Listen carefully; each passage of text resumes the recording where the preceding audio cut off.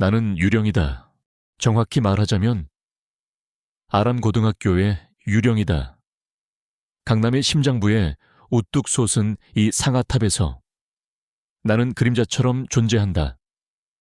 복도를 스쳐 지나갈 때 누구도 나를 돌아보지 않고 식당에서 혼자 밥을 먹어도 아무도 신경 쓰지 않는다. 내 이름은 서지아. 하지만 대부분의 아이들에게 나는 이름 없는 배경이거나 운이 좋으면 사회 배려자 전형으로 들어온 애 정도로 기억될 뿐이다. 내 세상은 소리와 색으로 가득 차 있지만 그건 오직 내 스케치북 안에서만 그렇다. 낡고 손때 묻은 스케치북은 나의 유일한 피난처이자 세계다. 나는 합이 연필심이 사각거리며 종이에 닿는 소리를 사랑한다. 흙과 백만으로 이루어진 선들이 모여 세상을 재창조하는 순간을 경배한다. 나는 관찰하고 기록한다. 그것이 이 학교에서 내가 살아남는 방식이다. 오늘도 점심시간의 식당은 거대한 무대 같았다. 저마다의 역할에 충실한 배우들이 왁자지껄 떠들어대는 곳. 나는 가장 구석진 자리에 앉아 스케치북을 펼쳤다. 오늘의 주인공은 강태준이었다. 강태준. 그는 이 학교의 태양이다. 농구부 주장에 훤칠한 키와 연예인 같은 외모, 그리고 그의 배경이 되는 막강한 부. 그가 있는 곳에는 언제나 빛과 웃음이 넘쳐 흐른다. 오늘도 그의 주변에는 예쁘고 잘나가는 아이들이 위성처럼 모여 있었다. 그들의 웃음소리는 너무나도 밝아서 내가 앉은 이 어두운 구석까지는 닿지 못하고 공중에서 흩어졌다. 나는 연필을 들어 강태준을 그리기 시작했다. 사람들은 그가 항상 자신감 넘치게 웃고 있다고 생각하지만 내가 본 그는 조금 달랐다. 나는 그의 웃음 속에서 아주 미세한 권태를 읽어낸다. 주변의 기대와 환호에 맞춰 정교하게 조각된 미소.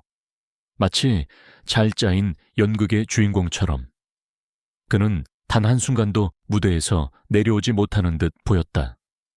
나는 그의 눈을 그렸다. 수많은 사람들을 향해 있지만 정작 그 어디에도 초점이 맞춰져 있지 않은 공허한 눈동자를.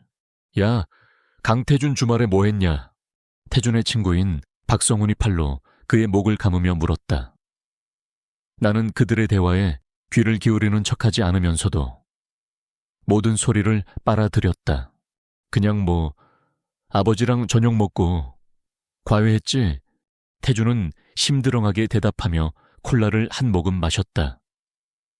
그의 손목에 채워진 시계가 식당 조명에 반사되어 번쩍였다.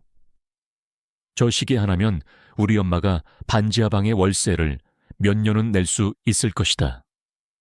그런 부질없는 생각을 하자 입안이 썼다. 에이, 재미없게.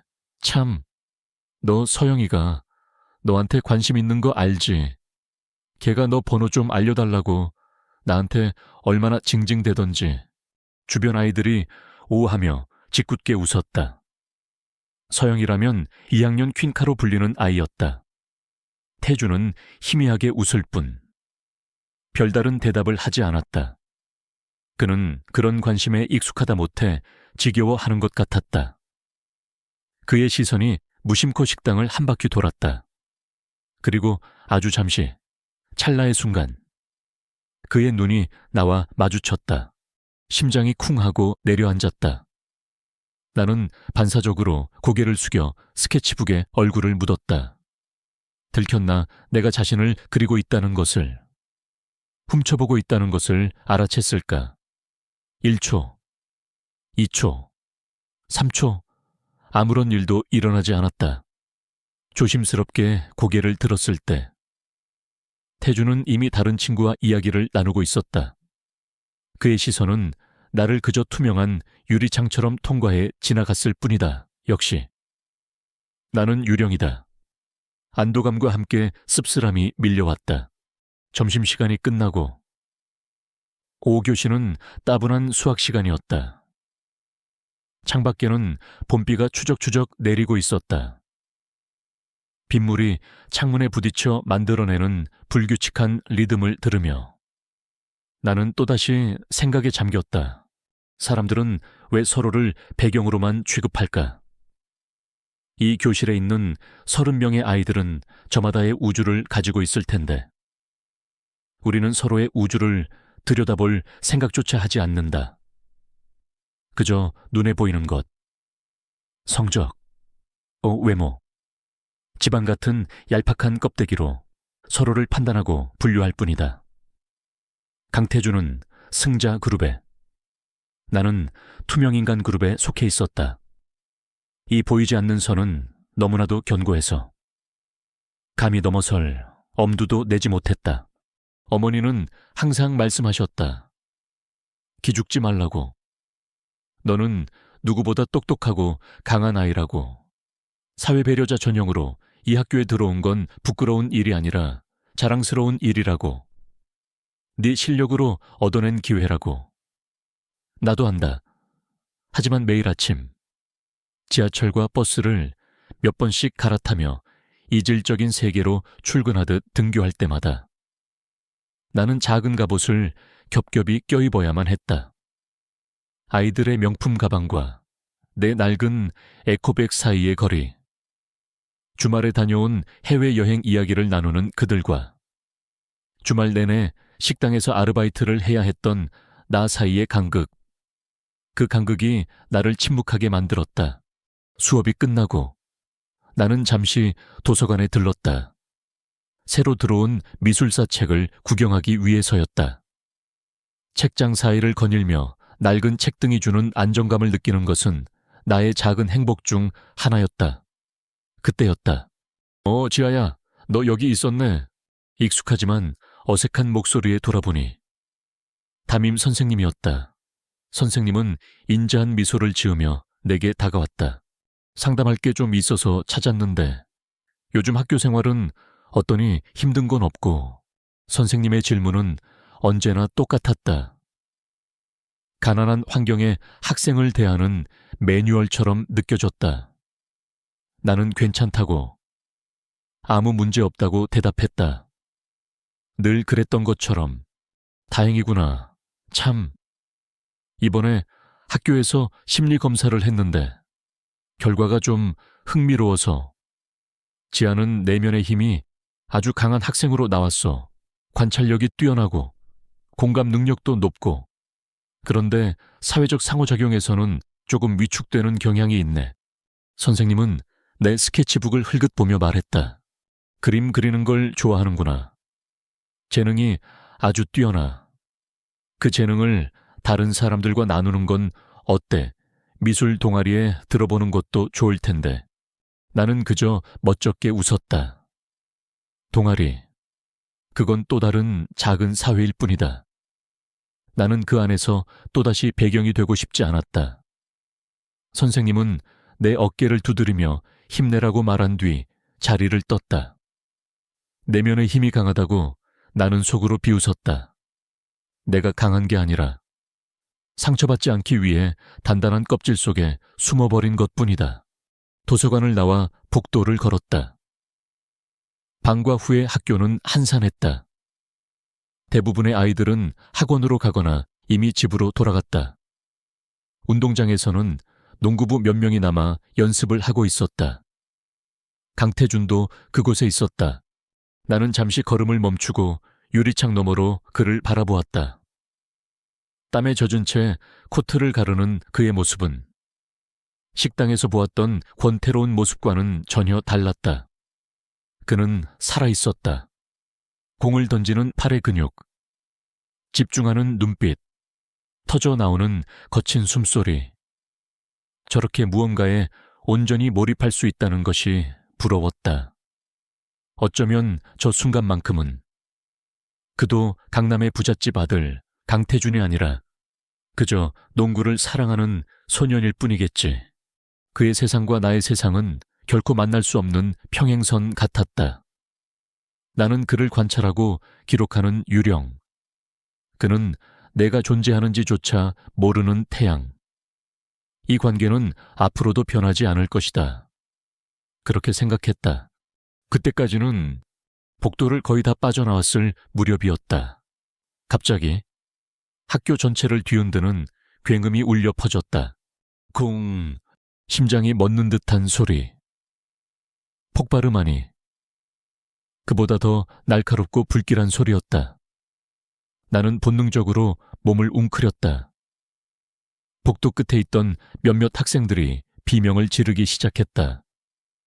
그리고 또 한 번, 쿵, 이번에는 더 가까이서 들렸다. 이건 단순한 사고가 아니다. 내 머릿속에 모든 회로가 경고 신호를 보냈다. 이어서 들려온 것은 여자의 찢어지는 비명소리였다. 꺄. 그 순간 평화롭던 학교의 공기는 유리처럼 산산조각났다. 복도는 순식간에 아수라장이 되었다. 학생들은 비명을 지르며 우왕좌왕했고 어디로 가야 할지 몰라 서로에게 부딪혔다. 공포가 전염병처럼 퍼져나갔다. 나는 움직일 수 없었다. 내 발이 바닥에 뿌리내린 것처럼 꼼짝도 하지 않았다.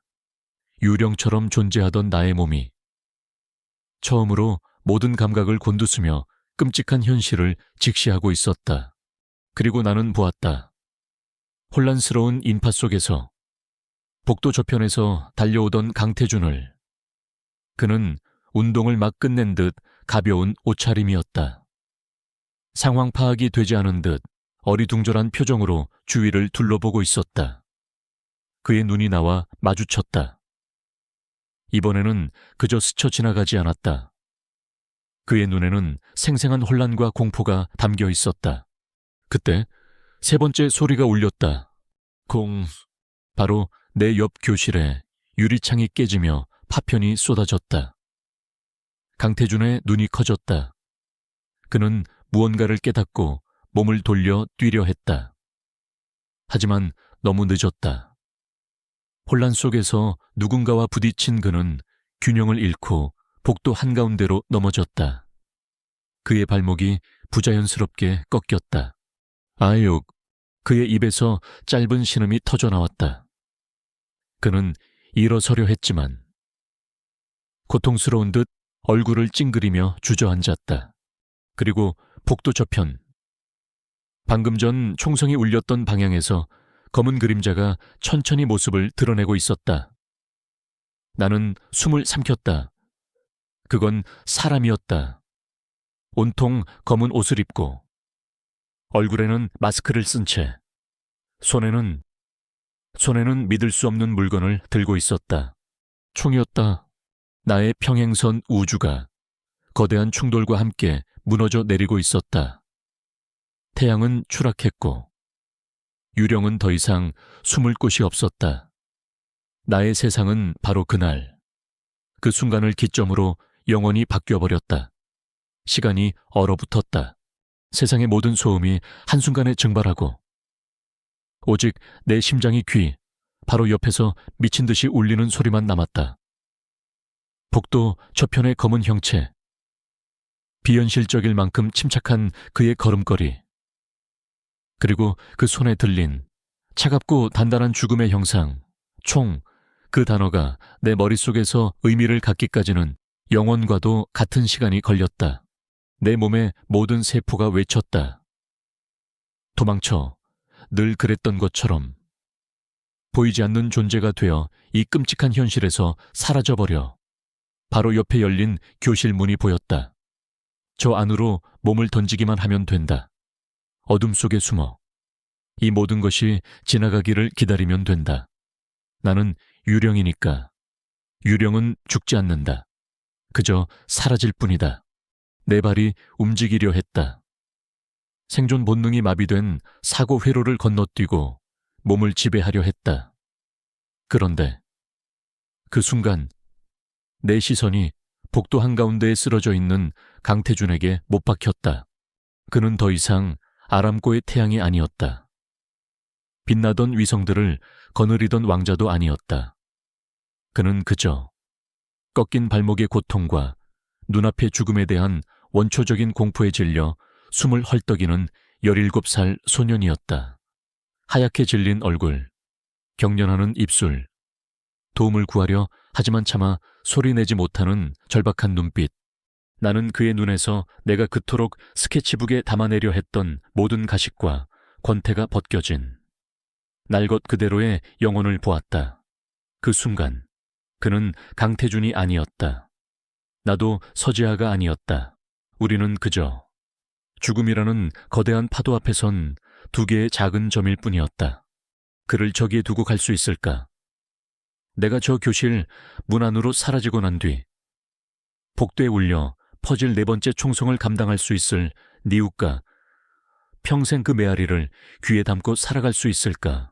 아니, 안 된다. 그 생각은 이성이 아니라 본능에서 터져나왔다. 내 안에 무언가가 단단한 껍질을 깨고 뛰쳐나왔다. 담임 선생님이 말했던 내면의 힘이라는 것이 이것이었을까? 아니면 그저 한 인간으로서 다른 인간의 고통을 외면할 수 없었던 것일까? 이유를 생각할 시간은 없었다. 내 몸이 먼저 반응했다. 나는 달렸다. 숨어 들어갈 교실 문이 아닌 복도 한가운데 강태준을 향해. 공포로 굳어있던 다리가 풀리자 믿을 수 없는 속도가 붙었다. 내 운동화가 복도 바닥을 차는 소리가 기이하게 크게 들렸다. 주변의 모든 것이 흐릿한 잔상으로 변했다. 오직 두 개의 점만이 선명했다. 쓰러져 있는 강태준. 그리고 천천히 총구를 들어 올리는 검은 형체. 일어나. 내 목소리가 아니었다. 낯설고 갈라진 소리가 내 입에서 튀어나왔다. 태준의 눈이 충격으로 커졌다. 그가 나를 알아보는데 몇 초의 시간이 걸렸다. 그의 눈에 떠오른 감정은 고마움이 아니었다. 왜 네가 여기에? 라는 의문과 혼란이었다. 나는 그의 팔을 잡아챘다. 그의 몸은 생각보다 무거웠다. 땀과 흙먼지 냄새가 훅 끼쳐왔다. 일어서야 해, 빨리. 나는 거의 소리를 지르며 그를 잡아당겼다. 하지만 그는 발목의 통증 때문에 제대로 힘을 주지 못했다.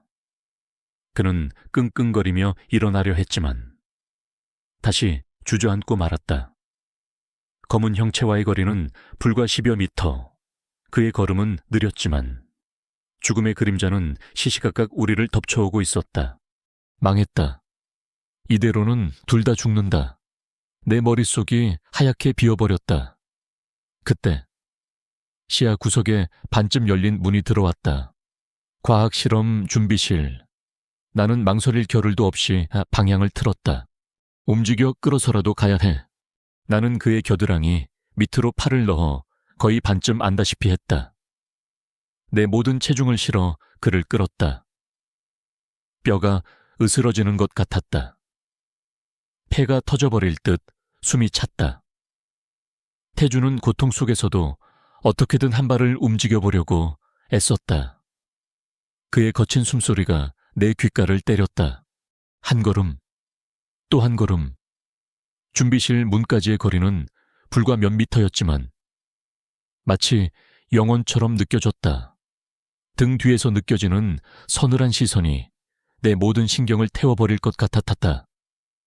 나는 뒤를 돌아볼 수 없었다. 돌아보는 순간 내 다리가 멈춰버릴 것을 알았다. 마침내 우리는 문 앞에 도착했다. 나는 남은 힘을 다해 그를 문 안으로 밀어 넣었다. 그의 몸이 비틀거리며 안으로 쓰러졌다. 그리고 나도 따라 들어갔다. 내가 문을 닫으려 손잡이를 잡는 순간 당! 세상을 찢는 듯한 굉음이 바로 등 뒤에서 폭발했다. 무언가 뜨거운 것이 내 뺨을 스치고 지나갔다. 나는 비명도 지르지 못하고 문을 쾅 닫았다. 닫힌 문에 총알이 박히는 육중한 소리가 연이어 들렸다. 쿵쿵 나무 파편이 안쪽으로 튀었다. 나는 문에 기댄 채 그대로 주저앉았다.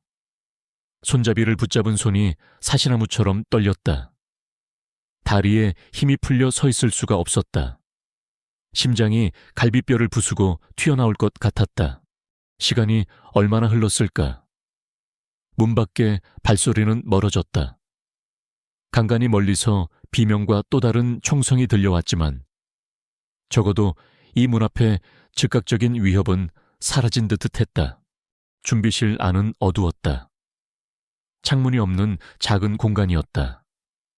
낡은 약품 냄새와 먼지 냄새가 코를 찔렀다. 문틈으로 새어 들어오는 희미한 비상등 불빛만이 공간의 윤곽을 겨우 보여주었다. 우리는 그 좁고 어두운 공간에 갇혔다. 내 옆에서 태준의 거친 숨소리가 들렸다. 나 역시 숨을 제대로 쉴 수가 없었다. 방금 전까지 나를 지배했던 아드레날린이 거짓말처럼 사라지고 그 자리에는 뼛속까지 스며드는 공포와 함께 온몸이 부서질 듯한 탈진이 찾아왔다. 침묵이 흘렀다. 어둠 속에서 우리는 서로의 존재를 오직 숨소리로만 확인할 수 있었다.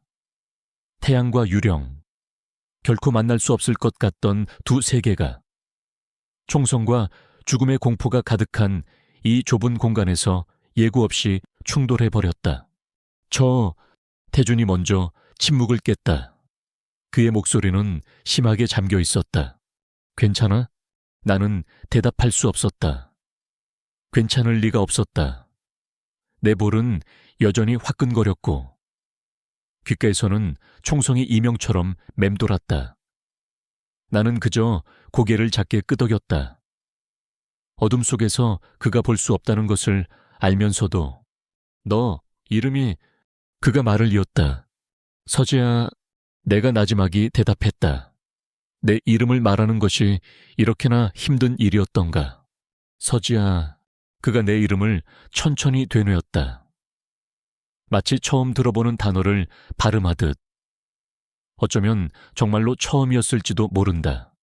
그는 나를, 서지아라는 한 명의 인간을 바로 지금 이 순간 처음으로 인식하고 있었다. 그는 몸을 조금 움직이려다. 발목의 통증에 다시 신음을 흘렸다. 움직이지 마. 다친 것 같아. 내 목소리는 떨리고 있었지만 이상하게도 단호했다. 나는 본능적으로 그의 발목 쪽으로 시선을 돌렸지만 어둠 속에서는 아무것도 보이지 않았다. 왜? 그가 숨을 고르며 물었다. 왜 그랬어? 너도 도망칠 수 있었잖아. 그 질문에 나는 아무런 대답도 할 수는 없었다. 나도 몰랐으니까. 왜 그랬을까? 왜 나는 가장 안전한 선택 대신 가장 위험한 선택을 했을까? 유령처럼 살아가던 내가 왜 하필 그의 앞에서 실체를 드러내 버렸을까? 나는 대답 대신 손가락을 들어 내 입술에 가져다 댔다. 조용히 하라는 의미였다. 아직 끝난 게 아니라는 무언의 신호였다. 태주는 내 행동의 의미를 알아차리고 입을 다물었다. 다시 침묵이 찾아왔다. 이번에는 이전의 침묵과는 달랐다. 우리는 더 이상 서로에게 투명한 존재가 아니었다. 어깨가 맞닿을 듯 가까운 거리. 그의 땀과 나의 공포가 뒤섞인 공기. 그의 고통스러운 숨소리와 나의 가쁜 호흡. 나는 웅크린 채 무릎에 얼굴을 묻었다. 눈을 감아도 복도 한가운데 쓰러져 있던 그의 모습과 총구를 들어 올리던 검은 형체가 아른거렸다. 내 뺨을 스치고 지나간 총알의 감각이 너무나도 생생했다. 죽을 수도 있었다. 아니, 지금도 죽을 수 있다. 문 밖에 그가 다시 돌아온다면 이 얇은 나무 문은 우리를 지켜주지 못할 것이다. 나는 떨리는 손으로 스케치북이 들어있는 에코백을 끌어안았다. 그 안에는 내가 그린 강태준의 모습이 여러 장 들어있었다. 멀리서 관찰한 그의 권태로운 미소, 농구에 열중하던 진지한 얼굴. 하지만 방금 내가 본 그의 얼굴은 그 어디에도 없었다. 내가 훔쳐본 그의 모습들은 모두 껍데기였을 뿐이다. 나는 지금 그의 진짜 모습과 함께 있다. 생과 사의 경계에 함께 갇혀 있다. 문틈으로 새어 들어오던 희미한 빗줄기 속에서 먼지들이 느리게 떠다니고 있었다. 시간은 멈춘 듯 혹은 지독하게 느리게 흘러갔다. 우리는 얼마나 오랫동안 그렇게 있었을까? 10분, 1시간 알 수 없었다. 멀리서 사이렌 소리가 들려오기 시작했다. 희미하게 시작된 소리는 점점 더 커지고 여러 개의 소리가 겹쳐지며 학교 전체를 감쌌다. 경찰이 온 것이다. 그 소리를 듣는 순간 나를 짓누르던 긴장의 끈이 툭 하고 끊어졌다. 눈물이 터져나왔다. 소리내어 울 수도 없어서. 나는 에코백에 얼굴을 묻은 채 숨죽여 어깨를 들썩였다. 공포, 안도, 혼란, 모든 감정이 뒤섞여 눈물이 되어 흘러내렸다. 그때 내 어깨 위로 따뜻한 무언가가 조심스럽게 닿았다. 태준의 손이었다. 그는 아무 말도 하지 않았다. 그저 떨리는 나의 어깨에 가만히 손을 얹어줄 뿐이었다. 그의 손은 크고 따뜻했다. 그 온기가 지난 몇 년간 나를 둘러싸고 있던 투명한 벽을 녹여내리는 것 같았다. 우리는 그렇게 어둠 속에서 서로의 떨림과 온기를 느끼며 구원의 사이렌 소리를 듣고 있었다. 복도에 울려 퍼졌던 총성의 메아리는 아직 귓가에 생생했지만 이제 그 소리는 더 이상 나 혼자 감당해야 할 것이 아니었다. chuông nay se bat giao ngày, sau khi tiếng khói bão giông vang lên. Một ta kuch giai kujwa hung hào, qua tuk thi kidegioi ban guai tran vào. Bien seojia tu một bông mavo hin than, một guai hung makokong 해몽 무언. 제3장 원치 않은 영웅 어둠 속에서 울려 퍼지던 사이렌 소리는 점차 현실이 되었다. 육중한 군홧발 소리, 다급하게 외치는 목소리들이 복도를 채웠다. 공포의 메아리는 질서 있는 소음으로 바뀌어갔다. 경찰이다. 안에 있는 사람. 괜찮습니까? 대답하세요. 묵직한 문을 사이에 두고 들려오는 목소리는 구원이었다. 나는 태준의 손길이 닿은 어깨를 떨며 간신히 입을 열었다. 사람이 있어요. 다친 사람이 있어요. 내 목소리는 형편없이 갈라졌지만 문 밖의 사람에겐 충분히 들린 모양이었다.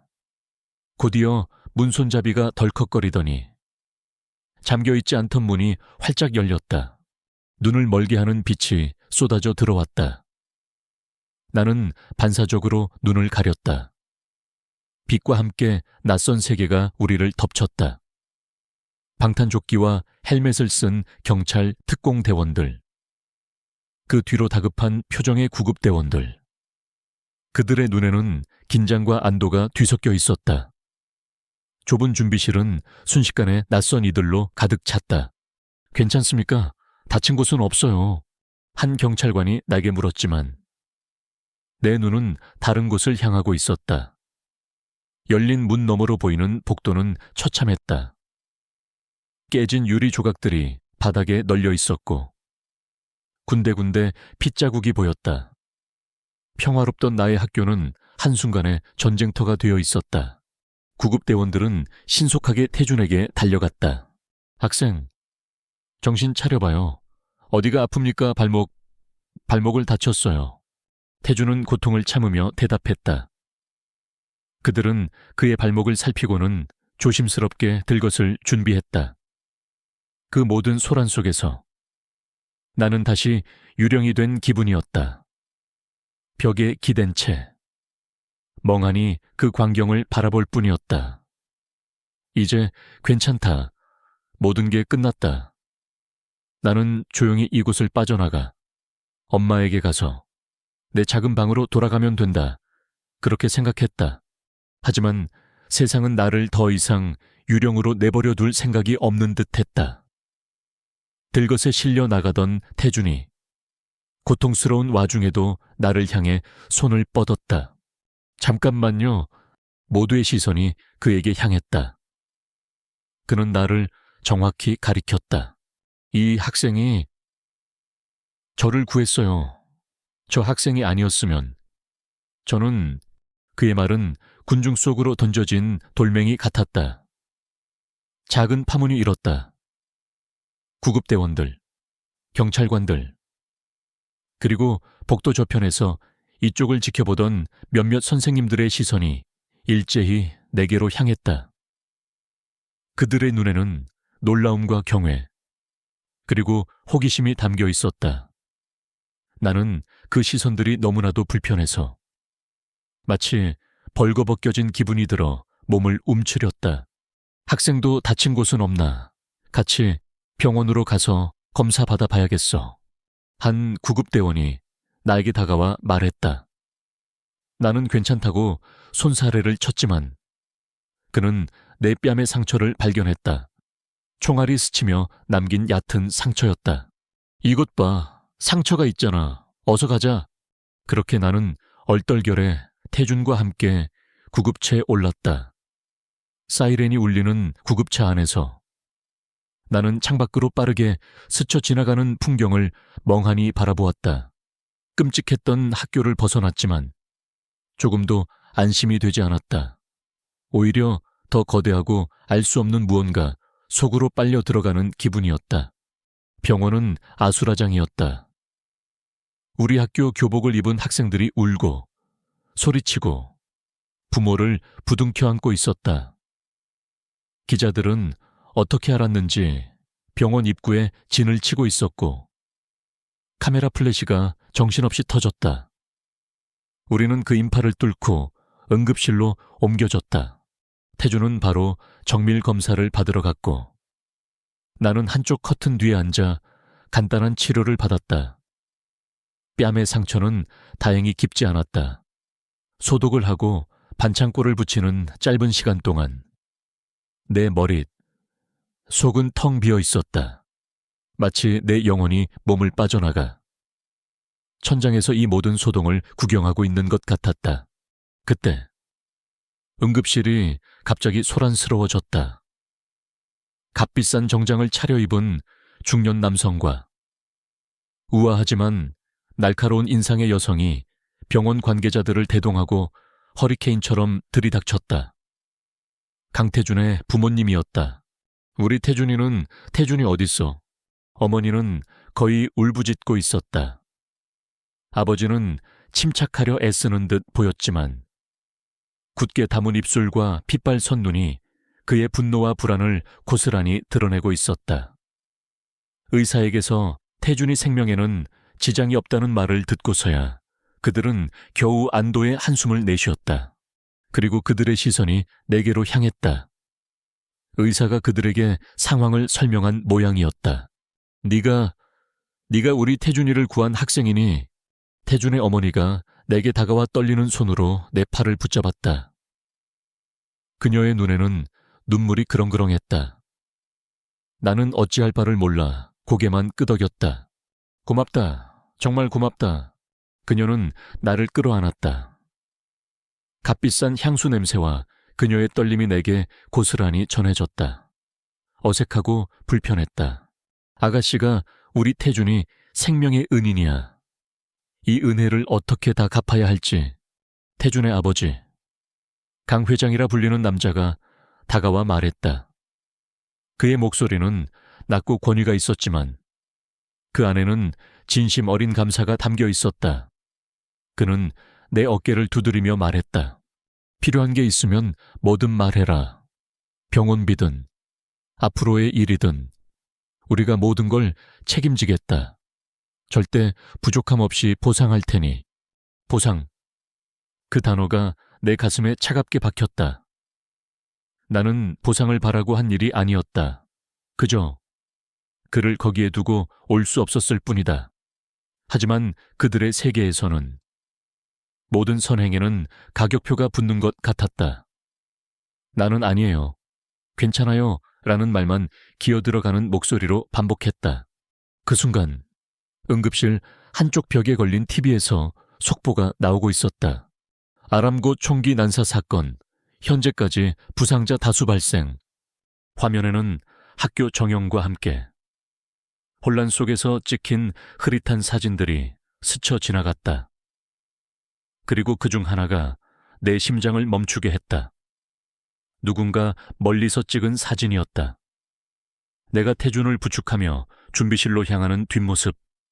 그 사진 밑에는 자막이 달려 있었다. 영웅적인 여학생. 총격범 앞에서 친구 구해내. 화제의 인물로 떠올라. 내 얼굴이었다. 흐릿했지만 나라는 것을 알아볼 수 있었다. 그 아래에는 사회배려자 전형으로 입학한 서지아 학생이라는 설명까지 붙어 있었다. 내 이름, 내 배경, 나의 모든 것이 순식간에 세상에 까발려졌다. 나는 더 이상 유령이 아니었다. 나는 영웅이라는 이름의 전시품이 되어 있었다. 온몸의 피가 빠져나가는 기분이었다. 나는 간신히 허락을 받고 병원 복도로 나와 엄마에게 전화를 걸었다.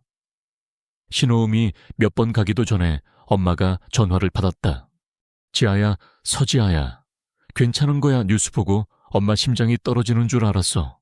엄마의 목소리를 듣는 순간 나를 짓누르던 모든 것이 터져 나왔다.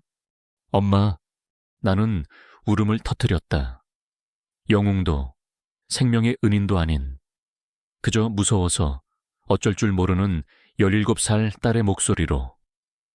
엄마는 내가 있는 병원으로 한 걸음에 달려오겠다고 하나 했다. 전화를 끊고 나니 조금은 현실로 돌아온 기분이었다. 나는 잠시 후 병실에 누워있는 태준을 만날 수 있었다. 그의 부모님은 잠시 자리를 비켜주었다. 깁스를 한 발목을 제외하면 그는 괜찮아 보였다. 창백했던 얼굴에도 조금씩 혈색이 돌았다. 그는 병실에 들어서는 나를 보고 억지로 상체를 일으키려 했다. 눕고 있어. 괜찮아. 내가 서둘러 말했다. 그는 다시 베개에 머리를 기댔다. 어색한 침묵이 흘렀다. 준비실의 어둠 속 침묵과는 또 다른 종류의 침묵이었다. 정말 그가 먼저 입을 열었다. 고맙다, 서지아. 그는 또박또박 내 이름을 불렀다. 그 어떤 화려한 수식어도, 생명의 은인이라는 부담스러운 칭호도 없이 그저 나의 이름을. 그의 눈에는 준비실에서 보았던 혼란이나 그의 부모님이 보여주었던 과장된 감사가 아닌 맑고 투명한 진심이 담겨 있었다. 나는 그제야 처음으로 작은 미소를 지을 수 있었다. 너라도 그랬을 거야. 그는 내 말에 희미하게 웃으며 고개를 저었다. 아니, 난 못했을 거야. 난 도망쳤을 거야. 그의 작은 독백이 내 마음에 남았다. 얼마 후 엄마가 병원에 도착했다. 엄마는 나를 보자마자 와락 끌어안고 한참을 울었다. 엄마의 품은 내가 아는 세상에서 가장 안전한 곳이었다. 나는 엄마와 함께 병원을 나섰다. 태준의 부모님이 기사를 붙여주겠다는 것을 극구 사양했다. 버스를 타고 집으로 돌아오는 길은 슐레알했다. 강남의 화려한 병원을 뒤로하고 점점 익숙한 동네의 풍경이 나타났다. 버스 창문에 비친 내 얼굴 옆에는 반창고가 붙어 있었다. 나는 버스 안 TV에서 또다시 내 사진이 나오는 것을 보았다. 사람들은 의로운 여고생이라며 칭찬했다. 마침내 도착한 나의 집, 계단을 내려가 반지하 방의 문을 열었다. 익숙한 곰팡이 냄새와 낡은 가구들, 나의 작은 세계, 나의 피난처. 나는 내 방 책상 앞에 주저앉았다. 그 위에는 내 휴대폰이 놓여 있었다.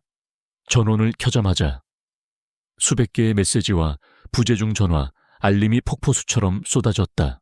모르는 번호, 동창들의 이름, 심지어 기자들의 메시지까지.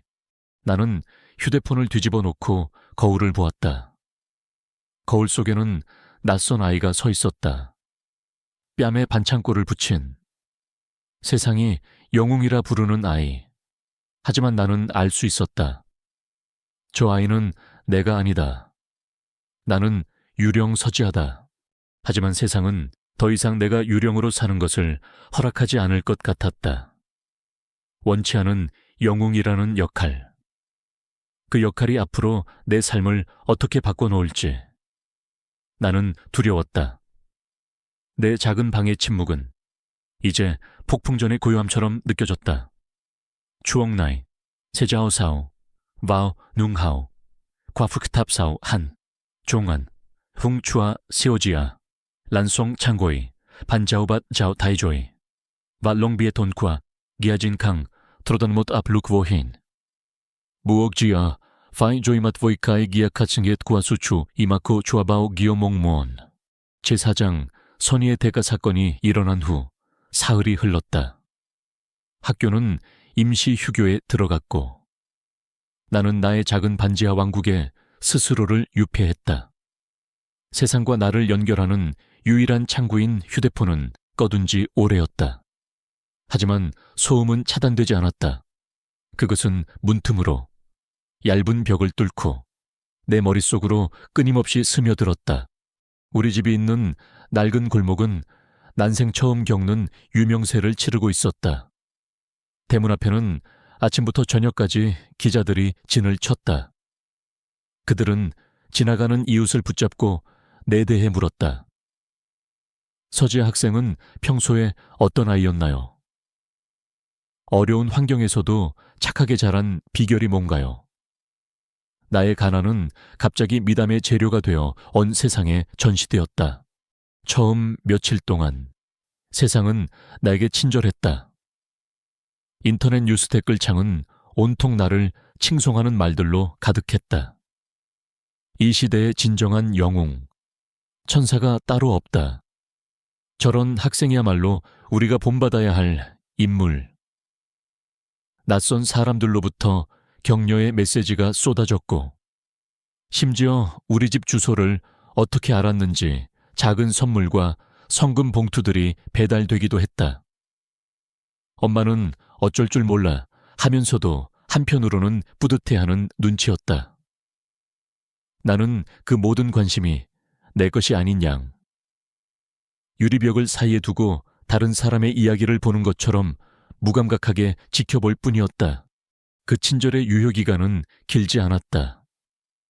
세상의 관심은 달콤했지만 끈적거리는 독처럼 서서히 내 일상을 마비시켰다. 그리고 그 중심에는 강태준의 어머니가 있었다. 그녀는 거의 매일같이 무언가를 보냈다. 최고급 한우 세트, 유명 호텔의 보양식, 유기농 과일 바구니. 우리 집의 작은 냉장고는 평생 구경도 못 해본 것들로 터져나갈 지경이었다. 처음에는 감사히 받았지만 그 호의는 점점 우리를 불편하게 만들었다. 엄마와 나는 정중하게 거절의 뜻을 표했다. 마음만으로도 정말 감사합니다. 사모님, 이제 그만 보내주셔도 괜찮습니다. 하지만 그녀에게 우리의 거절은 겸손의 다른 표현일 뿐 진정한 의미의 거부로 받아들여지지 않는 듯 했다. 오히려 그녀의 호의는 더욱 노골적이고 거대해졌다. 어느 날 그녀는 최고급 아파트의 브로슈어를 들고 찾아왔다. 지하 학생, 그리고 어머님, 이런 낡고 위험한 곳에 계속 계시게 할 수는 없어요. 저희가 마련한 아파트입니다. 학군도 좋고 안전하니 부담 갖지 말고 이사하세요. 우리 태준이를 살려준 은혜에 비하면 아무것도 아닙니다. 나와 엄마는 할 말을 잃었다. 그녀의 얼굴에는 순수한 호의와 선민의식이 기묘하게 뒤섞여 있었다. 그녀는 우리가 당연히 기뻐하며 받아들일 것이라 믿어 의심치 않는 것 같았다. 사모님, 정말 이러지 않으셔도 됩니다. 저희는 지금 사는 곳이 편합니다. 내가 간신히 입을 열어 거절하자. 그녀의 얼굴에 처음으로 당혹감이 스쳤다. 하지만 그것도 잠시. 그녀는 곧 부드러운 미소를 되찾으며 내 손을 잡았다. 지아는 참 마음도 착하구나. 하지만 이건 우리 성이야. 그리고 조만간 저희가 지아 학생을 위해 공식적인 감사 만찬을 열 계획이에요. 언론에도 알려서 지하 학생의 용감한 행동을 널리 알리고 싶어요. 내가 예쁜 드레스도 하나 사뒀으니 그날 꼭 입어주렴. 그 순간 나는 깨달았다.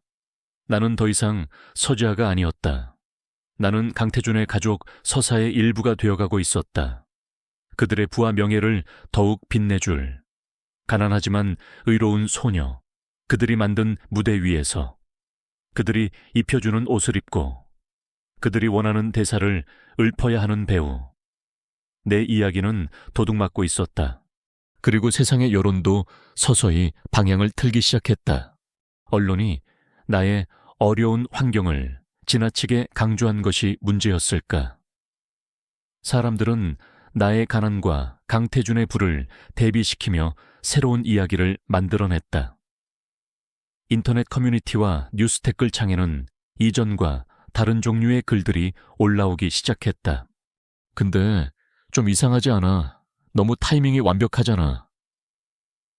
가난한 집 애가 재벌 아들 구해주고 인생 역전하는 스토리. 너무 심파 아니냐고. 딱 보니 돈 노리고 일부러 접근한 거네. 요즘 애들 얼마나 영악한데. 악의적인 추측은 꼬리에 꼬리를 물고 번져나갔다. 누군가 나의 비공개 SNS 계정을 찾아내 친구들과 장난치며 찍은 사진들을 유포했다. 사진 속에 나는 평범한 여고생처럼 웃고 있었지만 그들은 그 미소에서 계산적인 여우의 미소를 읽어냈다. 내가 중학교 때 친구와 사소한 다툼을 했던 일까지 파헤쳐져 평소 행실이 불량했다는 증거로 둔갑했다.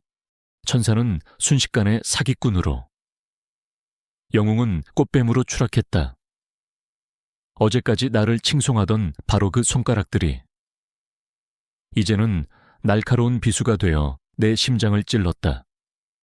나는 밤마다 잠들지 못하고 이불을 뒤집어 쓴 채 내 이름이 언급된 악플들을 읽었다. 글자 하나하나가 내 살을 파고드는 것 같았다. 나는 완벽하게 고립되었다. 집 밖으로 나가는 것은 상상도 할 수 없었다. 영웅이라는 시선도 부담스러웠지만 사기꾼이라는 의심의 눈초리는 나를 질식시켰다. 엄마와의 관계도 삐걱거리기 시작했다. 엄마는 인터넷의 악플들을 보며 분노했지만 동시에 강 사모님의 호의를 완전히 끊어내지 못했다. 지아야, 그래도 저분들은 진심으로 고마워하는 거잖아. 우리가 너무 매정하게 구는 건 아닐까. 그냥 저분들 말대로 감사 만찬 한 번만 참석해주면 이런 오해도 다 풀리지 않을까. 엄마는 나를 위해서 하는 말이었지만 그 말이 나에게는 비수처럼 들렸다. 엄마조차도 저들의 세계가 제시하는 방식을 따라야 한다고 생각하는구나. 나를 이해해주는 사람은 아무도 없었다. 이 세상에 나 혼자만 남겨진 기분이었다. 어쩌면 단 한 사람, 나를 이해해줄 수 있는 사람이 있을지도 모른다. 그 어둡고 좁은 준비실에 함께 갇혀있던 강태준. 하지만 나는 그에게 연락할 수 없었다. 그의 가족이 만든 황금 새장 안에서 그는 이 모든 추악한 진실로부터 완벽하게 보호받고 있을 것이다. 그와 나 사이에 보이지 않던 벽은 이제 그 어느 때보다도 높고 두꺼워진 것 같았다. 그리고 마침내 올 것이 왔다. 그날 오후 강 사모님이 예고도 없이 우리 집을 찾아왔다. 그녀의 손에는 최고급 브랜드의 쇼핑백이 들려 있었다. 그 안에는 그녀가 말했던 예쁜 드레스가 들어있었다. 지하 학생, 몸은 좀 어때? 만찬 날짜가 잡혔단다. 다음 주 금요일이야.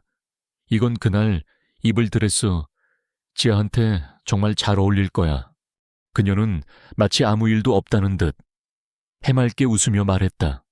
나는 쇼핑백을 받지 않고 굳은 얼굴로 그녀를 바라보았다. 사모님, 인터넷에 떠도는 글들 보셨어요. 내 질문에 그녀의 미소가 잠시 멈칫했다. 아, 그런 저급한 쓰레기들 말하는 거니 신경 쓸 것 없단다. 원래 유명해지면 다 겪는 일이야. 일종의 성장통 같은 거지. 성장통. 그녀는 너무나도 쉽게 말했다. 그래서 더더욱 이 만찬이 필요해.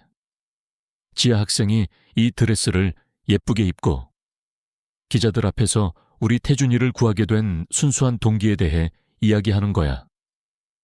그럼 모든 오해가 눈 녹듯 사라질 거란다.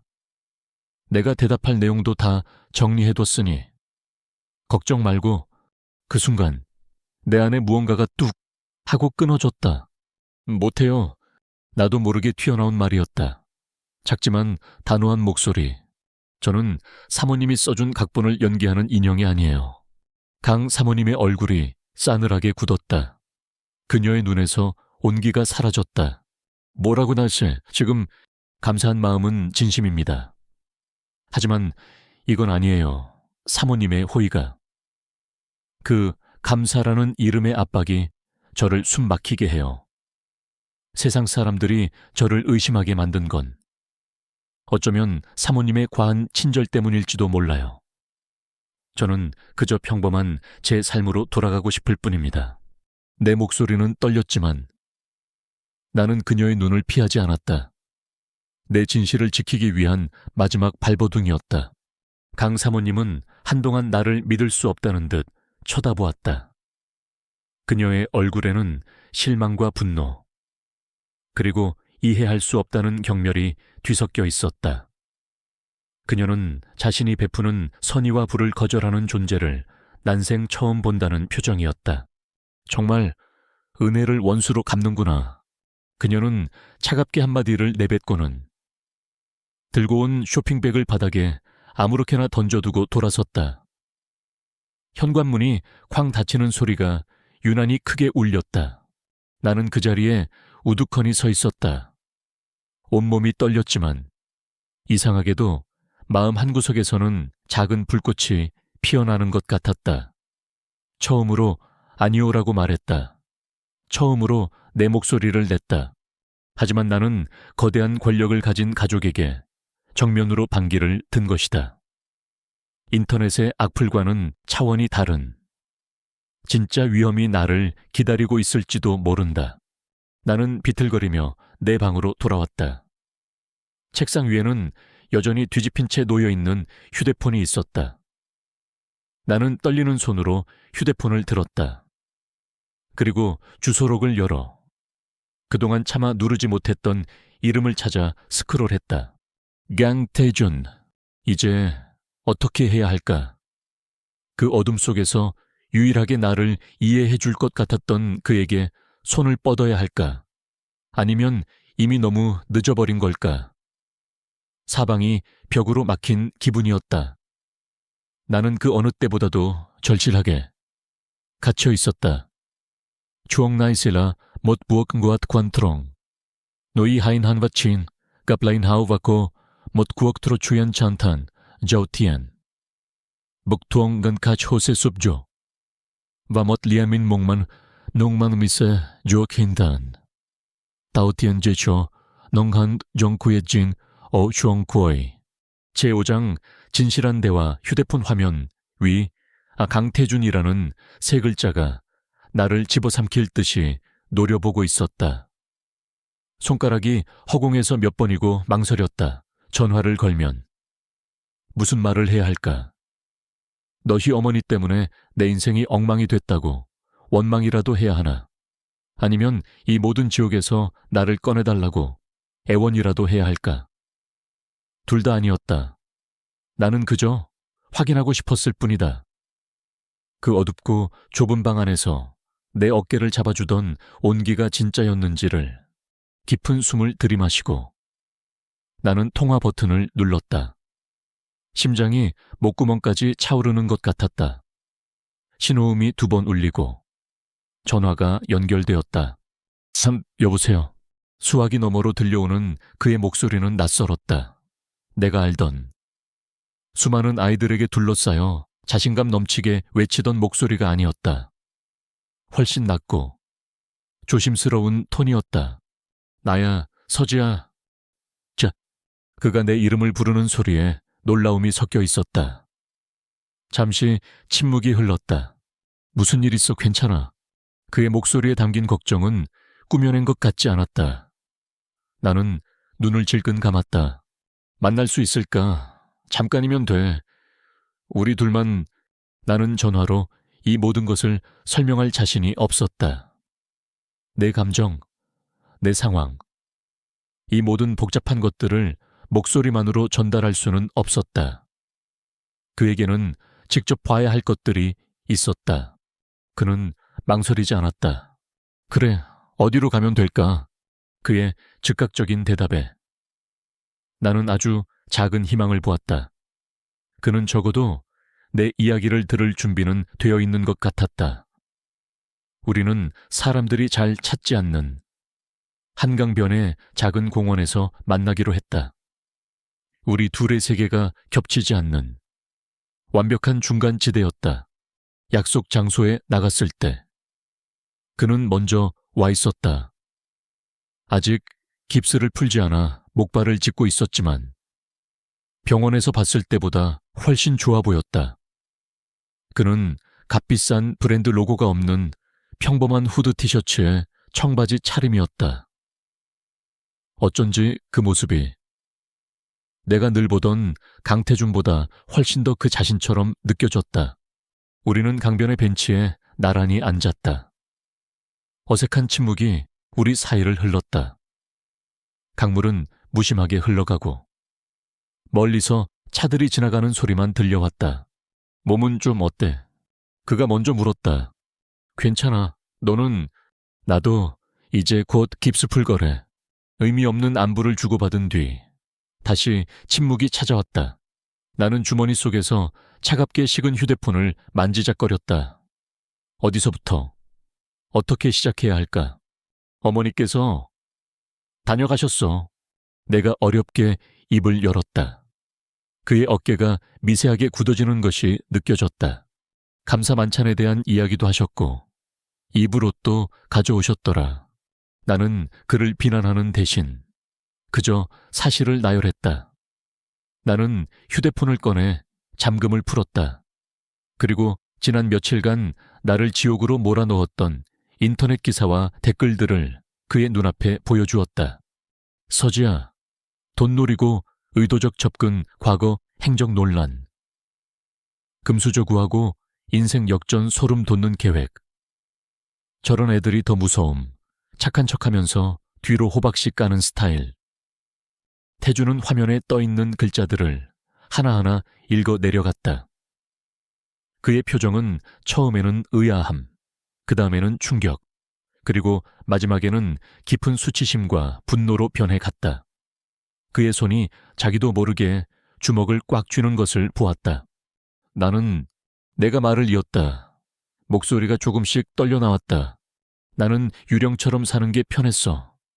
아무도 나를 보지 않고 나도 아무에게도 상처받지 않는 세상. 그런데 그날 이후로 나는 더 이상 유령이 아니게 됐어. 처음에는 영웅이었다가 이제는 사기꾼이 됐지. 사람들은 내가 네 돈을 노리고 널 구했다고 말해. 네 어머니는 나를, 너희 가족의 이야기를 빛내줄 장식품으로 만들려고 하시고 아무도 내게 내가 어땠는지, 내가 무얼 원하는지는 묻지 않아. 내 이야기는 사라지고 그들이 만든 이야기만 남았어. 눈물이 터져 나오려는 것을 간신히 참았다. 나는 그에게 동정을 구하려는 게 아니었다. 그저 진실을 말하고 싶었을 뿐이다. 태주는 한참 동안 아무 말도 하지 않았다. 그는 고개를 숙인 채 자신의 신발끈만 바라보고 있었다. 그의 침묵이 길어질수록 내 마음은 차갑게 식어갔다. 역시 그도 어쩔 수 없는 건가? 그도 결국엔 강태준일 뿐인가? 미안해. 그가 마침내 입을 열었다. 고개를 들었을 때 그의 눈은 붉게 충혈되어 있었다. 정말 미안해. 난 전혀 몰랐어. 이렇게까지 심각한 줄은. 부모님은 그저 모든 걸 잘 처리하고 있다고만 하셨어. 네가 고마워하고 있다고, 곧 모든 게 정상으로 돌아올 거라고. 그의 목소리에는 변명이 아닌 깊은 자책이 담겨 있었다. 내가 얼마나 바보 같았는지 이제 알겠다. 나는 항상 이런 식이었어. 내가 보고 싶은 것만 보고 듣고 싶은 것만 들었지. 부모님이 만들어준 이 완벽한 세상 안에서 불편한 진실은 외면하면서 사건 이전에 내가 너에게 그랬던 것처럼. 그는 자조적인 웃음을 지었다. 네가 날 구했을 때 난 네가 용감하다고 생각했어. 하지만 진짜 용기는 그 이후에 필요한 거였구나. 나는 그동안 뭘 했지? 병실 침대에 누워서 내 상처만 걱정하고 모든 게 괜찮아지기만을 기다렸어. 내 침묵이 너를 더 힘든 상황으로 몰아넣고 있었는데도 그의 고백은 내가 예상했던 그 어떤 반응보다도 솔직했다. 그는 자신의 잘못을 인정하고 있었다. 자신의 무지와 비겁함을 정면으로 마주하고 있었다. 그 순간 우리를 가로막고 있던 거대하고 투명한 벽에 균열이 가기 시작했다. 우리는 더 이상 가난한 여학생과 부잣집 도련님이 아니었다. 우리는 그저 각자의 방식으로 상처받고 고립된 두 명의 서툰 인간일 뿐이었다. 이건 아니야. 그가 결심한 듯 말했다. 이렇게 둬선 안 돼. 내가 바로잡아야 해. 그는 나를 바라보았다. 그의 눈에는 더 이상 혼란이나 동정이 아닌 명확한 의지가 담겨 있었다. 나도 그 준비실에서 똑똑히 봤어. 넌 계산 같은 거 할 정신이 아니었어. 넌 그저 나를 구하려고 뛰어들었을 뿐이야. 그게 진실이야. 사람들이 알아야 할 건 우리 엄마가 만든 미담이나 인터넷의 헛소문이 아니라 바로 그 진실이라고. 그의 말에 나는 얼어붙었던 마음 한 구석이 녹아내리는 것을 느꼈다. 처음으로 내 편이 생겼다. 어떻게 우리가 직접 말하는 거야. 다른 누구도 아닌 바로 우리가 그곳에 있었던 건 우리 둘뿐이니까. 우리는 한 팀이 되었다. 어색하고 서툴지만 세상에 맞서기로 결심한 동맹. 우리는 어떻게 우리의 목소리를 낼 것인지에 대해 이야기했다. 그가 먼저 부모님과 이야기해보겠다고 했다. 그들을 설득할 수 없다면 다른 방법을 찾을 거라고. 신뢰할 만한 기자를 찾거나 아니면 그의 SNS를 통해서라도 가공되지 않은 진실을 직접 알리겠다고 했다. 대화가 끝났을 때 해는 뉘엿뉘엿 지고 있었다. 우리는 처음 만났을 때의 어색함 대신 이상한 동질감과 연대감을 느끼며 헤어졌다. 집으로 돌아오는 길. 세상은 여전히 적대적이었다. 사람들의 시선은 여전히 불편했다. 하지만 나는 더 이상 혼자가 아니었다. 어깨를 짓누르던 무게는 여전했지만 이제는 그 무게를 함께 짊어질 사람이 생겼다. 나는 길가의 상점 쇼윈도에 비친 내 모습을 보았다.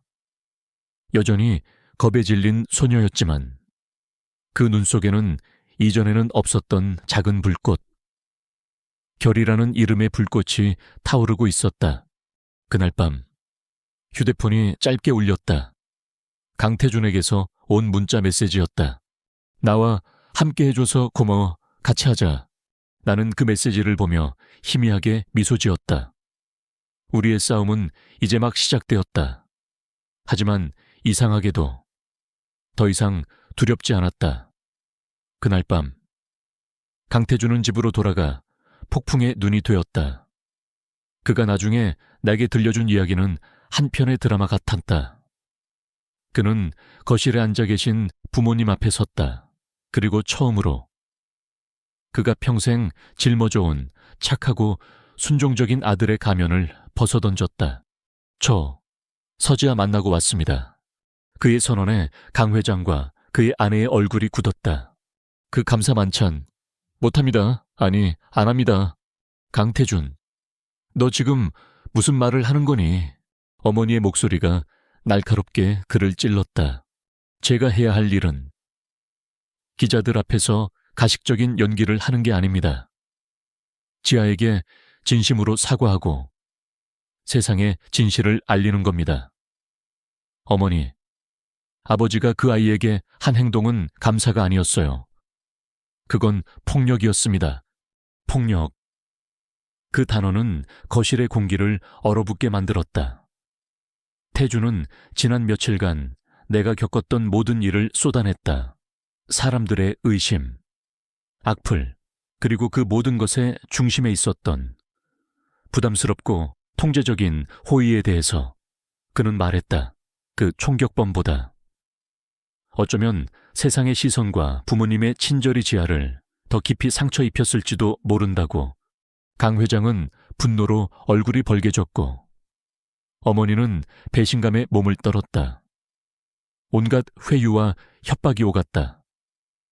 너는 아직 세상을 몰라. 우리가 다 너를 위해서 그런 거야. 당장 그 아이와 연락 끊지 못해. 하지만 태주는 물러서지 않았다. 그것은 그의 인생에서 첫 번째 반항이자 진정한 독립선언이었다. 제가 아는 세상이 이런 거라면 차라리 평생 모르는 게 낫겠어요. 저는 지아 편에 설 겁니다. 아버지, 어머니께서 허락하지 않으셔도 저는 제가 해야 할 일을 하겠습니다. 그는 그 말을 끝으로 집을 나왔다. 자신의 모든 것을 지탱해주던 세계로부터 스스로 걸어 나온 것이다. 우리는 전통적인 언론을 믿지 않기로 했다. 그들은 이미 우리를 배신했다. 우리는 가장 직접적이고 편집되지 않는 방법을 선택했다. 라이브 방송. 태준의 SNS 계정은 수만 명의 팔로워를 가지고 있었다. 그곳이 우리의 무대가 될 것이었다. 우리는 대본을 쓰지 않았다. 그저 우리가 해야 할 이야기의 핵심만을 정리했다. 그리고 방송을 할 장소를 정했다. 화려한 스튜디오가 아닌 바로 나의 작은 반지하방. 세상이 불쌍한 영웅의 배경으로 소비했던 바로 그 공간. 그곳에서 우리의 진짜 이야기를 시작하기로 했다. 약속한 날 저녁. 태준이 목발을 짚고 우리 집을 찾아왔다. 엄마는 말없이 우리를 위해 과일 몇 조각을 내어주고 조용히 자리를 비켜주셨다. 작은 책상 앞에 노트북을 놓고 우리는 나란히 앉았다.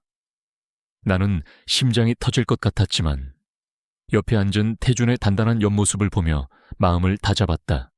준비됐어. 그가 물었다. 나는 고개를 끄덕였다. 그는 라이브 시작 버튼을 눌렀다. 순식간에 시청자 수가 수백, 수천으로 불어났다.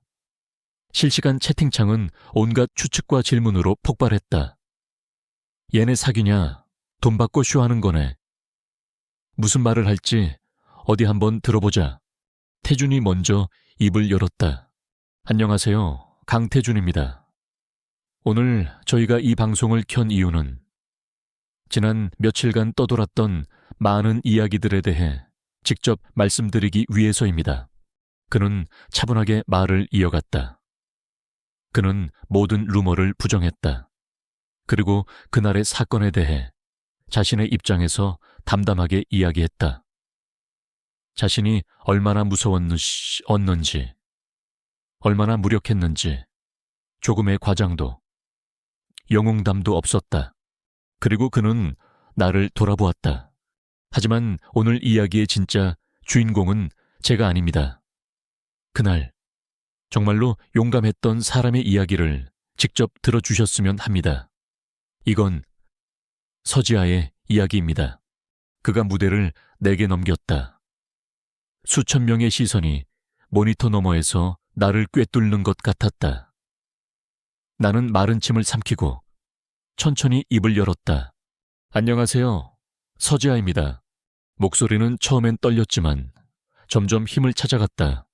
저는 영웅이 아닙니다. 저는 그저 그날 그곳에 있었던 평범한 학생입니다. 저도 무서웠습니다. 죽을 만큼 무서워서 도망치고 싶었습니다. 나는 그날의 공포에 대해 솔직하게 말했다. 그리고 내가 왜 태준에게 달려갔는지에 대해 설명했다.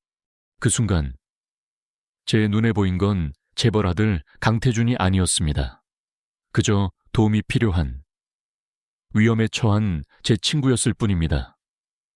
아마 그 자리에 누가 있었더라도 저처럼 행동했을 거라고 생각합니다. 나는 잠시 숨을 골랐다. 그리고 가장 힘든 이야기를 꺼냈다. 사건 이후 많은 분들이 저에게 친절을 베풀어 주셨습니다. 감사했습니다. 하지만 진정한 친절은 대가나 각본을 필요로 하지 않는다고 생각합니다. 진정한 친절은 한 사람의 삶과 이야기를 존중해 주는 것이라고 믿습니다. 저는 제 삶이, 제 이야기가 다른 사람에 의해 쓰여지는 것을 원치 않습니다. 내 말에 채팅창이 잠시 조용해졌다. 마지막으로 태준이 다시 마이크를 잡았다. 그는 나를 보며 말했다. 여기서 진심으로 감사해야 할 사람은 바로 접니다. 그리고 제가 지아에게, 또 세상 모든 분들이 지아에게 빚진 것은 보상이나 동정이 아닙니다. 그건 진실과 존중입니다. 의심도, 값비싼 선물도 아닌 그저 한 사람에 대한 존중입니다. 그는 카메라를 정면으로 응시하며 말했다. 저와 제 가족이 그동안 지아에게 주었던 상처에 대해 이 자리를 빌려 진심으로 사과합니다. 죄송합니다. 그가 고개를 숙였다. 방송은 그렇게 끝났다. 우리는 한동안 아무 말 없이 앉아 있었다. 방송이 끝나자마자 인터넷은 폭발했다. 여론은 다시 한번 극적으로 뒤바뀌었다. 우리의 서툴지만 진솔한 이야기가 그동안의 모든 소음과 가십을 잠재웠다. 사람들은 우리의 용기를 칭찬했고 무분별한 억측을 퍼뜨린 언론과 오만했던 태준의 어머니를 비난하기 시작했다. 모든 것이 하루아침에 해결되지는 않았다. 태준과 그의 부모님 사이의 갈등은 깊어졌고 그는 한동안 힘든 시간을 보내야 했다. 나 역시 더 이상 익명의 존재로 살아갈 수는 없게 되었다. 하지만 중요한 것은 우리가 마침내 우리의 이야기를 되찾았다는 것이었다. 몇 달이 흘렀다. 계절이 바뀌고 상처는 서서히 아물었다. 학교는 예전의 모습을 되찾았지만 나와 태준의 세상은 완전히 새로워졌다. 나는 더 이상 식당 구석에 숨지 않았다. 아이들은 더 이상 나를 유령 취급하지 않았다. 그들은 나를 영웅으로 떠받들지도 사기꾼으로 의심하지도 않았다. 그저 서지아로 봐주었다. 몇몇 아이들은 나에게 다가와 인사를 건넸고 나는 웃으며 답했다. 나는 여전히 조용했고 여전히 스케치북에 그림 그리기를 좋아했지만 더 이상 나 자신을 숨길 필요를 느끼지 못했다. 태준도 변했다. 그는 더 이상 인기 있는 무리의 중심에 서지 않았다. 그는 더 조용해졌고 생각이 깊어졌다. 그는 여전히 친구들과 어울렸지만 그의 세계는 이전보다 훨씬 넓어졌다. 어느 맑은 날 오후 우리는 교정의 벤치에 나란히 앉아 있었다. 연인 사이는 아니었다. 하지만 그 누구보다도 깊고 단단한 유대감으로 이어진 세상에 단 하나뿐인 친구였다. 나는 스케치북에 그림을 그리고 있었고 태준은 내 어깨 너머로 그림을 구경했다. 이번엔 뭘 그려? 그냥 우리 학교. 내 스케치북에는 더 이상 멀리서 관찰한 인물들의 모습이 없었다. 그 대신 따뜻한 햇살 아래 웃고 떠드는 아이들, 나무, 건물의 풍경이 담겨 있었다. 그 그림은 외로운 관찰이 아닌 애정 어린 시선으로 가득 차 있었다. 나는 연필을 내려놓고 문득 깨달았다. 그날의 사건은 분명 내 인생을 영원히 바꾸어 놓았다. 하지만 세상이 생각하는 방식과는 달랐다. 그 사건은 나를 영웅으로 만들지 않았다. 그 사건은 나에게 내 목소리를 찾는 법을, 그리고 가장 예상치 못한 곳에서 진정한 친구를 만나는 법을 가르쳐 주었다. 내 인생이라는 스케치북의 다음 장을 채워나갈 사람은 다른 누구도 아닌 바로 나 자신이라는 것을. 나는 태준을 보며 웃었다. 그도 나를 보며 웃고 있었다. 우리의 이야기는 이제 막 시작되고 있었다.